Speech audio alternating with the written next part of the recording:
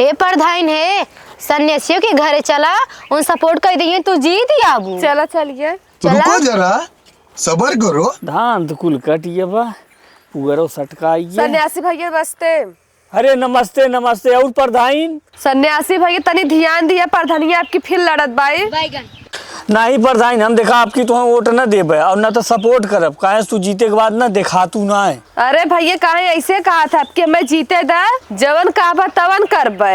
एक फोन करबा आधी रात के तोहे भी दाम खड़ी रहबे। ठीक बा प्रधान, तो अपने वादा से मोकरू जीन और तुम्हें हम पूरा फुल सपोर्ट करब। अब की तुम्हें फिर प्रधान बनाई। ठीक बा जा अभी मजा आएगा ना भिड़ो। प्रधान का बताइए, आज हम बड़ी मुसीबत में है। बताओ भैया बतावा का बात बा।